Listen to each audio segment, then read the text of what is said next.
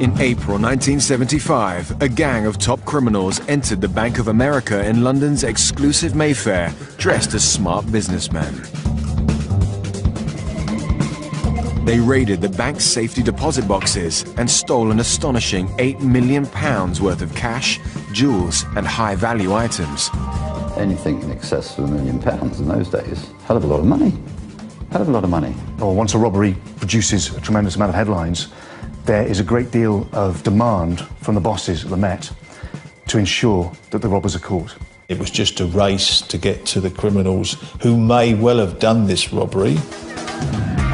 This is the audacious story of how a criminal gang robbed one of the world's biggest banks and carried out one of Britain's biggest heists.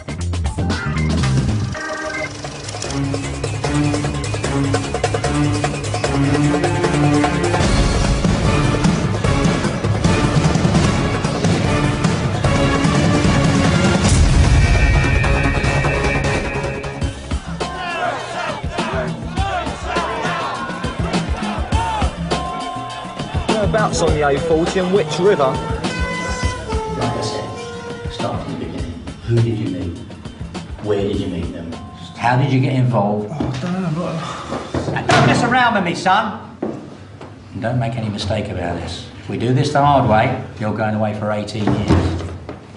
What do you want to know? What can I do? The best thing you can do is start from the beginning and tell me exactly what went down.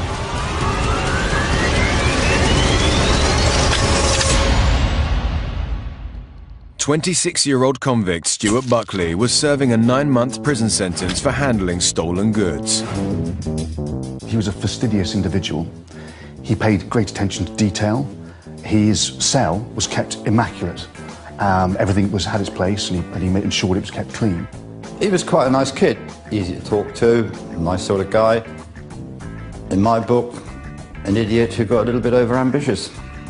Yeah, he was just a crafty little criminal, really. He wasn't a big-time criminal. He had the ability to work. I've got to say he had a criminal mind. I think that's what gave him the thrills, that he's involved with it. He was an interesting little character. He had some history of small-time crime, handling stolen goods, perhaps small-time fraud as well, and I think he'd been in jail about twice. I don't think he could read or write, but he was quite a genius with electricals, phones, etc. After his release from prison, Stuart Buckley was hoping to use his electrical experience to gain employment. Well, he was a man that wasn't a trained electrician. He hadn't done an apprenticeship, so there wasn't any electrical job he couldn't do. One or two of the crimes we investigated found out that he'd been able to manipulate phones, bypass phones, intercept phones, and yeah, for a man of his background, he was very good at it. Responding to a job vacancy, Buckley had secured an electrician's post at the Bank of America in London's Mayfair. The Bank of America was based in probably one of the most affluent areas of London, where diplomats are based, so it would have been used by envoys, diplomatic corps people, and probably as well Far Eastern businessmen who have vast amounts of money and want to have stored it somewhere safe. The Bank of America is one of the world's largest banking institutes. In the 1970s, they had 9 branches situated in London. One of their branches was on Davies Street in Mayfair, where Stuart Buckley was now working. It was a lovely old building with a vault, as most banks have. And obviously, because of its situation, I would imagine quite a busy bank. And at that time, they had problems with getting the proper phones that they needed for the bank. And he was able to get them all through the back door, and he did all the phones in the bank. They'd have to wait 6 months. Americans got a chance of getting it done tomorrow, get it done. They didn't ask any further who's doing it. Alarmingly for a bank, the officials had failed to carry out any background checks on Stuart Buckley before employing him. Because he was the general handyman used for, not employed permanently, but casual, on a cash basis, I take it. They just accepted him without ever inquiring or vetting who he was. You're doing a good job, I'm pleased to say. As an electrician, he was in a situation whereby they trusted him. He was obviously appeared very loyal. With the successful completion of each job, Buckley was entrusted the keys to most of the London branches of the bank, including one on Davies Street and 3 miles away on Cannon Street. He had access to the Bank of America branches in London and would go in, repair telephone wiring, wiring for electrics, and standard repairs that were required. And he had the freedom of the bank. And of course, he then found out that he could also go in out of hours with the aid of the front door key. In fact, the whole bank's security procedure was questionable. It was a bit ancient and the security system wasn't that good. Well, all they had in those days was just an alarm which they set when everybody went home.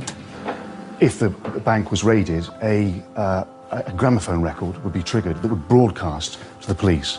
And perhaps it was possible that anybody in the know about that system would just simply locate where it is, lift the needle, and so prevent a broadcast being sent to the police saying that the place was being burgled. The keys in those days were kept in the telephonist's switchboard during the times the bank were open. So it's quite laughable, really. No one would expect the key to the front door to be kept on the switchboard during the day. I mean, if somebody told the managing director of the bank that that was happening. Security today now is everything is buttonholed and screwed down. Yeah, to be true for the security system at the Bank of America was virtually non-existent. Full stop. The Bank of America was looking vulnerable to criminal attack. Well, if you've got a criminal mind and you're working and getting the freedom that he's got, which was just unbelievable, really, when we went into it, he must think that there's a way of doing it. That's just criminals, isn't it? It is alleged that whilst having a drink at a pub in South London, Stuart Buckley met with an old criminal associate, Frank Maple. Perhaps over a beer, they discussed Buckley's new job. And it's inevitable that somebody who's working in a bank would prick the ears of somebody who's in the world of crime and they'd be intrigued. And Buckley explained, in all probability, that he had keys to two of the major banks in London and, in actual fact, had free access to these banks. To Maple, this would have been like gold dust. It would have been a fantastic find. Maple turned around and said, the Bank of America has got a lot of money. He's going to lose some. Described as the criminal mastermind, Frank Maple from Kingston upon Thames in Surrey was a career criminal at the top tier of criminality. Once Frank Maple decided that he was going to target the Bank of America, his first job, like any good organised criminal, would be to set up a gang. These people would have to be trusted people. He would need to ensure that he got people who had specific skills. But he would still need the inside man. And nearly every big crime that's ever been committed, there's always been an inside person, sometimes intentionally, sometimes some loose words they say. But criminals who are looking to commit big crime will take advantage of that all the time. It's their living. Stuart Buckley was in a prime position as the ideal inside man. Buckley was pivotal to this heist. His role was to provide information that the average punter would not be able to get. That, for any organised robbery, is absolutely essential. Stuart Buckley gave all the information of how to enter the bank of a night when it was closed, make his way through to the vault, open the vault, go in and clear it out with as much stuff as they could take. That was his role, quite simply. Obviously, the Bank of America was ignorant of the fact that this chap had previous convictions. So him being given free rein would have been invaluable and made him the perfect inside man. A gang of experienced criminals were put together to organise and carry out the robbery. Jimmy O'Loughlin from Kingston upon Thames, Frank Maple's neighbour and chief of staff. In an organised criminal gang, a chief of staff is central to the operation.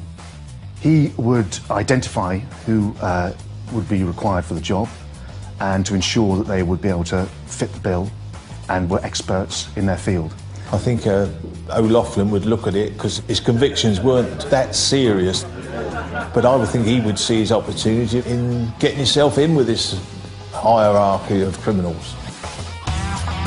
Leonard Minchington from Palmer's Green in North London, known as Johnny the Bosch. Minchington, also known as Wild, who was well known in police circles. His nickname was Johnny the Bosch, which every criminal and every police officer referred to him because apparently he looked like a German. from his prison photographs. Leonard Minchington, who had a number of names and aliases, was nicknamed the King of the Twirls. He was a bloke who had expertise in cracking safes. He got several convictions. He'd been involved in armed robberies, burglaries. A lot of it is a sort of folk myth, but one of the things they said was that he was given 2 keys for 2 doors. He produced a key that opened both doors. He was a professional criminal prepared to do anything that would earn him the odd shilling, as they say. Peter Coulson from Southgate in North London, nickname the Lucky Thief. Well, Peter Coulson was a professional criminal. Didn't have any conviction as such. Never been to prison in his life, but had a big house. When you knew his background, he'd been a thief since he was a young kid. He was a bit of a playboy, prepared to do any sort of crime to get money. He was just another intriguing character who come out of Hoxton. The very fact that he had an unblemished record meant that he was very attractive to anybody setting up a gang required for a heist. Peter was a very competent thief. He'd got away with stuff in the past and he made a lot of money.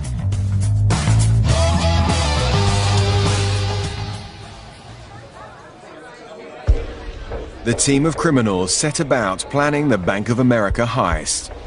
When Buckley had finished his shift, or perhaps in the morning before he went in, he would go to a cafe near the Cannon Street branch of the Bank of America. There he would meet Mitchington and O'Loughlin, and over a quick breakfast, a cup of tea, coffee, they would discuss the plans and the information that he probably learned that day during his work. Stuart Buckley was able to describe in detail the bank's working procedure. And whilst he already had keys to the bank's side door, he did not have keys to the vault area itself where all the money and valuable items were kept. The bank vault door was gated. Beyond the vault gates was the vault door itself. There were 2 independent dials set into the front of the door. The bank manager had one set of combination numbers, and the chief cashier had the second. But neither knew the other's combination. Expert safecracker Leonard Minchington would have to crack the vault door's combination. But he first needed keys to the vault gate itself, which were kept at the bank's reception. He was the one that supplied the cuttlefish for Buckley when he knocked the keys off the switchboard in the Bank of America in Mayfair to take the impressions of the keys. We worked out that it was essential for him to befriend the receptionist who held the keys to the vault. He had already been given a tin with plasticine, and it was his job to, through sleight of hand, get imprints of those keys.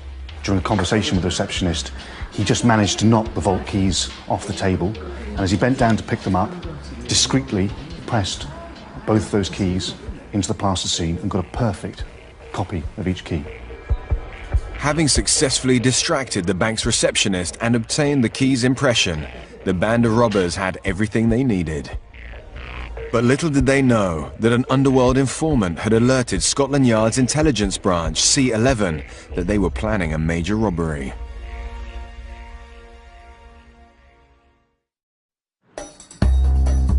Upon his release from jail, ex-convict Stuart Buckley had managed to obtain a job as an electrician for the Bank of America in London. However, the bank officials were unaware that Buckley was acting as the inside man for his criminal associates, Jimmy O'Loughlin, Leonard Minchington, and Peter Coulson, who were planning one of Britain's biggest heists. But the criminal gang were also unaware that surveillance officers from Scotland Yard's intelligence unit C11 were monitoring their meetings. In those days, the intelligence section worked on major criminals. Sometimes it was because they knew they were involved in crime, and sometimes it was because they were told by somebody that particular criminal was going to do something in the very near future. And through watching Minchington, they saw him meet what turned out to be Buckley and O'Loughlin, and the meeting was in a cafe in Cannon Street at the rear of the Bank of America in the city. Unknowingly, the gang continued making plans. With access to the bank, with full knowledge of how the bank operated in timings, the comings and goings, they encountered one serious problem, and that was how to actually get past the vault itself. They didn't have one essential piece of information, and that was the numbers with which to unlock the vault itself. They could get into the building, but they could not get past the vault without breaking it open. The gang set about researching and obtaining the various specialist equipment they required for the job. They decided that the best way to do this would be to use electromagnetic presses that would be placed onto the two locks on either side, the left and the right lock, and then drill into the mechanism. This would be an incredibly difficult job in itself. And the idea would be then that once they had drilled into the locks, they would be able to use feelers to be able to probe inside the mechanism and carefully pry open the lock and enable themselves to actually break in. But the criminals would face yet another hurdle in their master plan.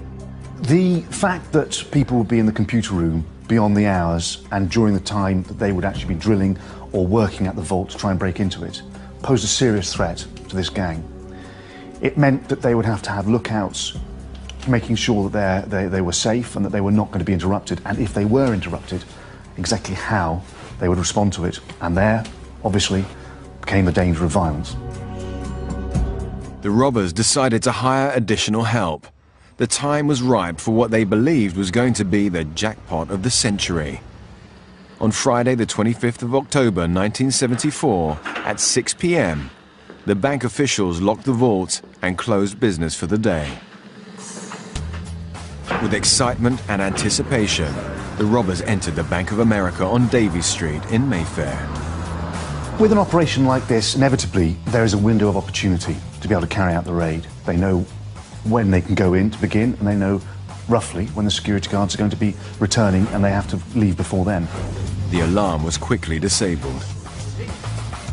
Once the robbers had got into the vault, this is during the nighttime raid, they began drilling. They encountered a serious problem. The thick steel door was virtually impenetrable. It didn't last too long because they realised the drill was getting too hot. They became desperate. They'd cooled it down with Coca-Cola, so it wasn't a real concerted effort, because otherwise they'd have gone in prepared. What happened with the drill bits is they broke, and when they broke, they began to lose hope they were actually going to achieve the goal. Tempers began to fray. The robbers would have been inevitably very high on adrenaline during the raid, but as the hours ticked by, they would have become disheartened, especially when the drill bits actually broke. That would have been catastrophic for them. The weeks of planning, the months of planning, had led to nothing. The 7-inch thick vault door had foiled them. The raid was a disaster. They decided to abandon the operation and flee. On Monday, the 28th of October, 1974, officials discovered the robbery attempt and immediately alerted the police. It must have been quite an astonishing scene. Apart from anything else, cans of cola lying on the floor, probably a pool of the drink itself, and on top of that, broken drill bits still left in the vault door. But astonishingly, the police didn't think the crime was that serious. The first attempt was just documented as an attempted burglary. Because it wasn't a very strong attempt, it didn't get processed to the intelligence section. Whether it should have done or not, in hindsight, probably did, but it didn't. Only the more serious crimes get reported because there's hundreds every day. There was nothing other than the fact it was a bank to bring it to notice. In hindsight, perhaps it should have been. But the thing was, it ended up just as an attempted offence, and that's how it was left. And so therefore didn't set off the chain reaction that would have actually happened if they'd succeeded. But these robbers were already under Scotland Yard's watchful eye. The intelligence unit had monitored the three people meeting at a cafe in Cannon Street, and that led them to believe that in all probability that they were near the bank they were planning to raid. And as we know, Cannon Street had a Bank of America exactly on that street. They concentrated their efforts at the city, because naturally I would have probably done the same, unless somebody's going to tell them exactly what's happened, but they haven't got that inner information. They put two and two together and made the wrong conclusion that the robbery was going to be in the Bank of America in the city. With the intelligence unit unaware of the attempted burglary 3 miles away at the Bank of America branch on Davies Street in Mayfair, the criminal gang had managed to evade arrest. Brazenly, they set about planning a second attempt, but this time they would need more information. Luckily for the criminal gang, no one had suspected inside man Stuart Buckley of his involvement. Instead, he was allowed to carry on working as usual. One of his jobs was to fit some wires above the vault, and he had to get access to the ceiling. And as he made his way through a fake ceiling to fit these wires along some pipes and electrical ducting, he managed to drop his screwdriver through the polystyrene tile. And as he looked down, whilst up above the vault, he was able to see quite clearly both the dials that required the codes to get access into the vault. Sitting quietly 3 feet above the two men, sandwiched in the false ceiling, Buckley stared through the small hole as the bank manager and his cashier began dialing. And I believe he put in there some form of magnifying glass, whether it was a lens from a camera or something like this, to magnify it. When they came in the morning and did the various dials, he was able to write it down.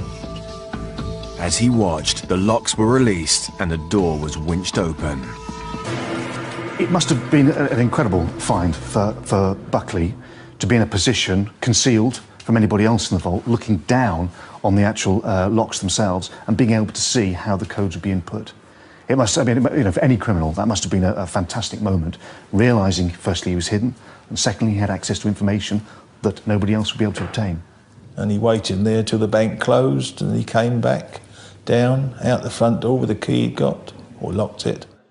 This was invaluable information to the criminal gang. For most organised gangs, the chance to return to a failed crime would be just an absolute act of madness. But when Buckley returned, spoke to Maple and the others, and explained how he had found a position, a vantage point where he could see these locks, they must have again thought this was manna from heaven. That, for them, allowed them to redraw their whole operation and work out a new way to get into that bank. Finally, their plans were back on track. If he could access the vault, right, then pass that on to his friends to do the robbery, there's a lot of money in it for him. So from that minute on, they had the combination of the safe deposit. It's just a matter of going in there and doing it. The gang of thieves were finally ready to rob one of the world's largest banks. They were about to make criminal history. But this time they were better prepared. They had hired a team of criminals to help.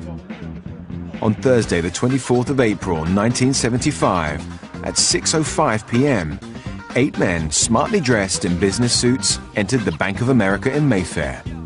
They were about to carry out Britain's biggest heist.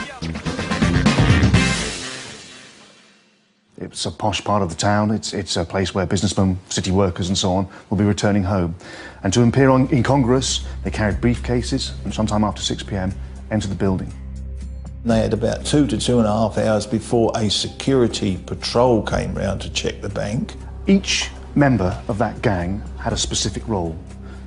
There would be the people who would be involved in bagging the items. There would be the other people involved in watching, serving as lookouts. 2 watchmen kept an eye on the computer room, the area they were most concerned about because there would still be staff there. They got the combinations numbers that Buckley had given them correct, and they had the vault open within a matter of minutes.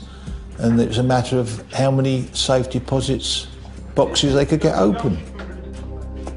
They used the expression caned, which is levered it open, because it takes a while to lever each one. So they managed to get into 79 boxes, and I think there was 400 or 500 in there. They discovered a treasure trove of money, jewellery, and exceptionally valuable items. They began bagging them. But not everything was going according to plan. During the robbery, as the other members of the gang filled their loot bags, as it were, there were 2 lookouts who kept an eye on the room where the computer workers were carrying out their work. At some point, one of the staff came out to take a break, and the watchman, the lookout, became concerned that he was going to become privy or aware or interrupt the raid itself, and so actually seized him. Suddenly, there was a hostage situation, and tension mounted dramatically. And it was decided that they would have to seize the two other people in the computer room to ensure that they were not interrupted at all, or the alarm was raised. The nature of the crime had now shifted. They'd stepped up a gear. It had moved from burglary now to robbery. The two watchmen were armed. This fundamentally changed the crime being committed. As soon as hostages became part of the equation, identity became an issue. The robbers who had balaclavas immediately began putting them on to ensure that no one whom they took hostage would be able to identify them if it came down to a parade. They had planned it to that extent, and inevitably they knew the risk that they were taking. Whilst no physical acts of violence were inflicted on the hostages, they were left bound and gagged as the robbers escaped with their haul. They ended up £8 million better off. But in actual fact, they left a great deal behind. It was, to put it mildly, a robbery that they had beyond all their dreams. Having stolen the property from the robbery, they then went to an address all pre-arranged, which in those days, and probably still is, referred to as the flop, where they would flop down and do the share out. Inevitably, with a haul of this nature, a variety of different currencies, different types of jewellery, it's impossible to know what value is worth what. So the actual dividing of it was probably quite tense. What they did was divided it into lots and, as it were, drew straws to see who got exactly which lot.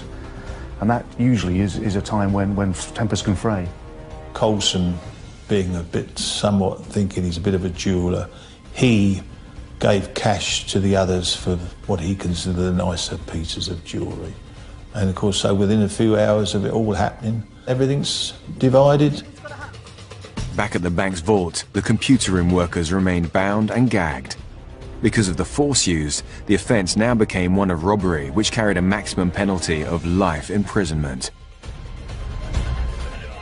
But would the police be able to find the criminals and track down the stolen treasure? Or had the gang managed to get away with Britain's biggest heist?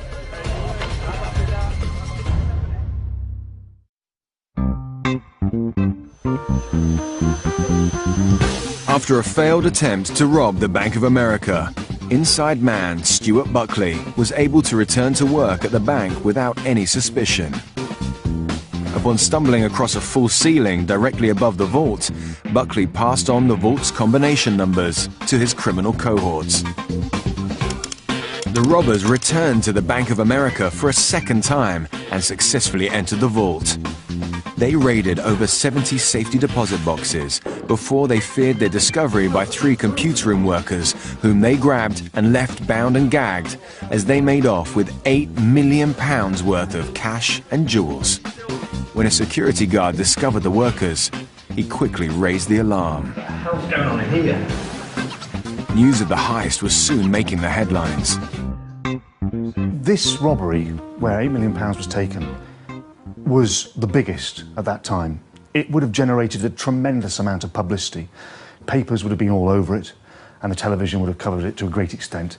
It was, in those days as well, particularly in London, it was the bread and butter of tabloid newspapers. It was a mega robbery, and of course the name that goes with it, Bank of America, you know, they are our favourites, the Yanks, no matter what you say about them. Anything in excess of £1 million in those days, hell of a lot of money, hell of a lot of money. And then this one, initially, we thought somewhere between 8 and 12. Then it was 8 and 10. In actual fact, how much? One will never know exactly, because who knows what goes into safe deposit boxes, apart from the person that puts it in there. They're the only people that know. Scotland Yard's crime-busting unit, the Flying Squad, were quickly drafted in to investigate the crime. In the 1970s, the Flying Squad had established a robbery division which gave rise to the current Flying Squad model for the investigation into armed robbery in London. Detective Superintendent Bob Robinson was part of the investigation. It wasn't until the next day that the Yard learnt of the break-in into the bank. Detective Constable Reg Leonard was also part of the police investigation. I was one of the chaps who went up there. We set up an office. I was supposed to be somewhere in the region of about 20, 25 of us involved in that inquiry. Once a robbery produces a tremendous amount of headlines, there is a great deal of demand from the bosses at the Met to ensure that the robbers are caught. Detective Chief Superintendent in charge of operations at the flying squad was Jack Slipper. With a case like this, it went to their best man, and that was Jack Slipper, nicknamed Slipper of the Yard. Pivotal to the investigation of major robberies, and best known for his pursuit of the great train robber Ronnie Biggs, Detective Chief Superintendent Jack Slipper cut an imposing figure. Slipper went to C11, which is the intelligence unit, and there he discovered that there was intelligence from a tip-off that some robbers were planning some kind of raid in the City of London at a bank. Very quickly, the intelligence section, who had been doing the observations, knew that the probability that the Bank of America in Mayfair Street was committed by the people they'd been watching, the Bank of America in the city. There's not too many bank robberies per day. They know that they've got the right people. And it was just a matter of getting the ones they knew quickly. The information that C11 provided Slipper was pivotal.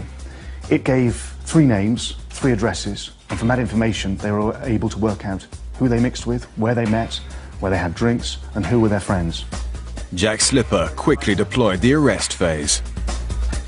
They started watching O'Loughlin because he was one of those they knew. And they obviously had an address, and they saw him go to Harrods, buy the suitcases.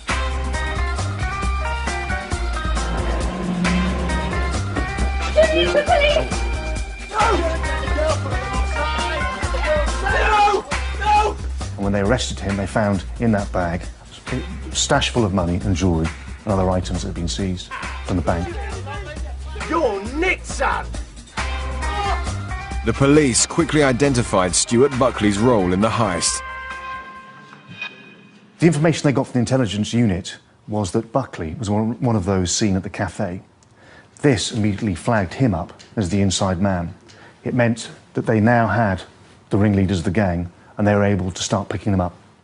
Stuart Buckley was quickly arrested and taken to West End Central Police Station for questioning. Well, they denied it initially, but as the evidence piled up, he then told them he told them who he'd given his share to dispose and hide for him. And that was a friend of his who also got arrested. And he, in actual fact, had put it in a plastic stovepipe and buried it in a field down in the country. The flying squad used information of his paltry share to their full advantage. The detectives dealing with it, they're not idiots. They quickly showed to him that he had not got a full equal share because they'd got O'Loughlin's share back to compare it, which he didn't take kindly to, and I think that's what tipped the balance with him. And he then started telling all. What do you want to know? What can I do? Psychology, for any detective, is a key way to get information from people. While Buckley claimed it was the use of violence that led him to give information to police, it may just have been also the fact that they produced in front of him what the other members of the gang got. He told police of how he actually was in a position to be able to get the numbers for the security locks. For 17 hours, he remained cooped up in what must have been incredibly hot right next to heating pipes and confined space in the ceiling. He had taken some sandwiches that he prepared that morning, and he'd also got a bottle in which to urinate. He was crammed in there waiting overnight for the guards to come in, and then for the manager and the assistant manager to come in and unlock the locks. You'd done all that, you'd got up in the roof, you'd given the key to the whole thing, you'd given the combination. To say it in a nutshell, he'd been fully cooperative with them, and they'd had him over. With an enormous breakthrough in the investigation, Stuart Buckley was awarded supergrass status. He would be one of the country's first. A supergrass is someone who goes against the very gangland or the very organised criminal culture that exists amongst criminals. It is a way of setting yourself against them for the rest of your life. They will always hunt you down. He just told everything. He told everything. all his part, how it had come about, and he admitted other crimes. And he agreed that he would give Queen's evidence. In my book, he's a super guy who gives us super information so we can make super arrests. He's a grass, and that is it. He is just an informer, nothing else. The super bit, don't know where it comes from. Perhaps the size of the job, something like this. But there's nothing super about them. They're crooks. The 1970s gave birth to the era of the supergrass and opened a new chapter of criminal investigation in Britain. No criminal had ever before been granted immunity from prosecution or a reduced prison sentence in exchange for giving information. And they very often are willing to sell their souls to reduce the fine or the sentence. The supergrass would prove to be a great weapon in the battle against organised crime, but there was always the threat of danger to the life of the supergrass. When Buckley became a supergrass, he knew he faced a prison term. That was reduced, but at the same time, he was in an environment where he could be got to. The police would have had to assure him that while he served his prison sentence, that he would be kept safe, because he would become a target. Revenge would be high on the priority of those he named. During his time in police custody and as a supergrass, Buckley's privileges would permit him to leave the confines of his cell and be escorted out for his daily exercise. The word had got out, of course, that Buckley was, which he probably had done by that stage, Buckley's life could well have been in danger. So he was escorted out by armed officers, and I was one of those armed officers. I can remember on one occasion taking him out one day, and I took him to a restaurant in Kensington. A chap came in and I noticed Buckley look at him, and he almost went white. So I said, "What's the matter?" He said, "God," he said, "that guy that just came in and just sat down over there, you see him?" I said, "Yeah." He said, "He looks so much like Peter Coulson, it's unbelievable." I said, "You sure it's not him then?"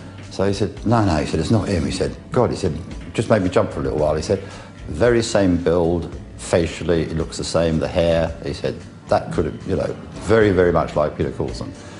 That's something that stuck in my mind and came in very handy later on. Meanwhile, the flying squad was successfully arresting some of the other criminals involved in the heist, including Leonard Minchington. When Minchington was arrested and questioned, he kept stum. He refused to say anything. Jack Slipper later recalled how, in actual fact, he just sat there deep in thought, concentrating, probably quite determined. I think Slipper felt he was close to confessing, but they just couldn't crack him. Billy Gear had received a parking ticket, which later helped the police in tracking him down. When we were doing the inquiries, we found out that he'd taken his children to the dentist on the afternoon of the robbery, which necessitated him having to take the car to get there in time. He had double parked after he arrived late for the robbery, and that led police to his door, where they probably put two and two together and realised that he was a known criminal, and he was at the scene at the time. Billy Gear was arrested along with his wife.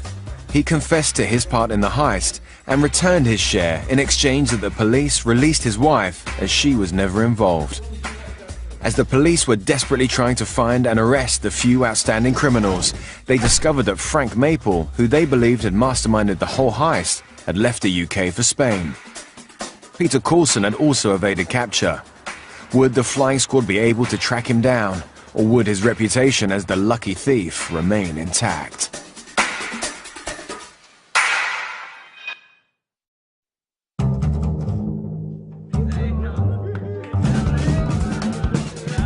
Having stolen £8 million worth of cash and jewels from the Bank of America, the robbers had managed to make British criminal history. But the flying squad was quickly drafted in to investigate the crime and bring those responsible to justice. Detective Chief Superintendent Jack Slipper headed the operation and quickly made several arrests, including inside man Stuart Buckley, Chief of Staff Jimmy O'Loughlin, and expert safecracker Leonard Minchington. But Peter Coulson was still on the run. We had information from a grass that Coulson was ringing two girlfriends in North London. Coulson was using a public telephone box somewhere in Knightsbridge, And he was ringing these two women at least 2 or 3 times a day, and always between the hours of 10 a.m. and 2 p.m. So as a result of that information, we covered some 20 telephone kiosks, all in that area. And I just went on, 10 or 12 days we were doing that. Very, very boring job. On about the 12th day, or the last day, we're making our way back to the office, back to West End Central, and we're driving past Harrods. As I used to work that area, back in my mind, I had this telephone box. I thought, I don't remember seeing that telephone kiosk in the game plan. Just as Reg had thought, the telephone box was there. As he and another police officer called Guy approached the kiosk, they could make out a figure in the phone box. We had information that Coulson was not going to be taken easily, which to us meant he could be armed. And if he was armed, he could be dangerous. As we were approaching the phone box, yes, I was feeling a little bit sort of, what the hell am I going to do? Because I do not remember in my firearms training being taught or given guidance on how to take an armed person out of a telephone box. So I thought, Jesus Christ, Reg, what are you going to do? Make your mind up. Are you going to take this guy out or not? Guy opened the door, wide and quick. I dashed forward, grabbed this guy around the neck with my left arm, threw him down on the pavement, took out my .38 Smith & Wesson, stuck it in his ear and said, Peter Coulson. Yeah? You're nicked! With Peter Coulson finally caught, the criminals were formally remanded in custody and had to appear before a judge at Marlborough Street Magistrates Court. O'Loughlin was quite a savvy chap by the seams of things. When he was at Marlborough Street Magistrates Court, he had appeared up for a remand hearing. What happened in those days was that you would join your lawyer outside, your barrister, and be handed your papers and your files and explain what was happening before being led to a police van. He was handed his papers, and as he was led away, he nipped into a toilet whilst the other members of the group carried on their way to the van. When O'Loughlin returned from the toilets, he was surprised to discover he was alone. With a great deal of gusto, walked confidently the opposite direction back towards the courts. Inevitably, someone involved in a crime like this has to be cocky. They have to be self-assured. They have to be the kind of person who really believes that whatever they do, they can pull off.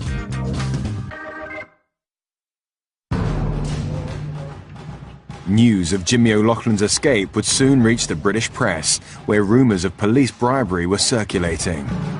Once again, the city, the country's press were obsessed with this story, and the flying squad had the humiliation of realising that one of the key suspects had just walked out, arrogantly, just broken bail and disappeared.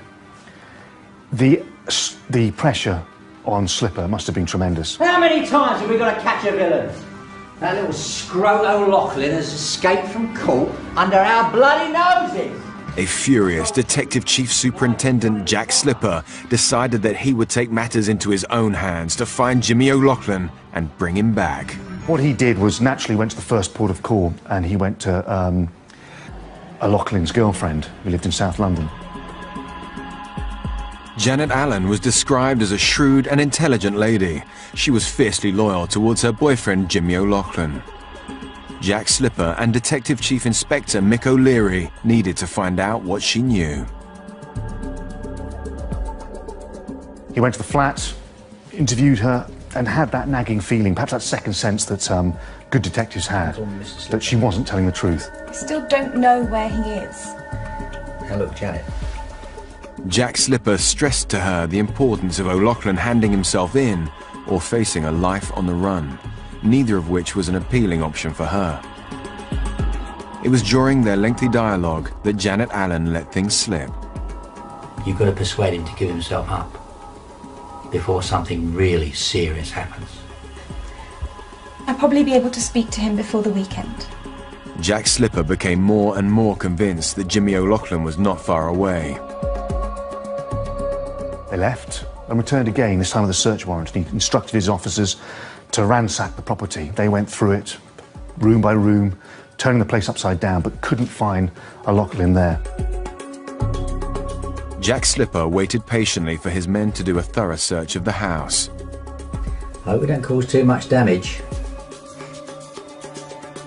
In the end, they went under the stairwell and they found piles and piles of rubbish jammed in there. And because apparently O'Loughlin had bad-smelling feet, one of the officers just couldn't help but notice the smell. And they removed all the rubbish and they're carrying underneath the stairwell was O'Loughlin. Gotcha! With all the prisoners now safely in police custody, a trial date was set. On the 16th of November 1976, 8 men were sentenced for their various parts in the Bank of America heist. But the main gang members received the longest sentences. Jimmy O'Loughlin got 17 years. Leonard Minchington was sentenced to 23 years. And Peter Coulson received 21 years. Supergrass Stuart Buckley was tried separately and received 7 years. Guilty. Despite having caught some of the key members of the criminal gang, the police only recovered Stuart Buckley, Jimmy O'Loughlin and Billy Gear's share of the stolen treasure, totalling a mere £500,000. A staggering £7.5 million still remains missing. It could be said the criminals did get away with one of Britain's biggest heists.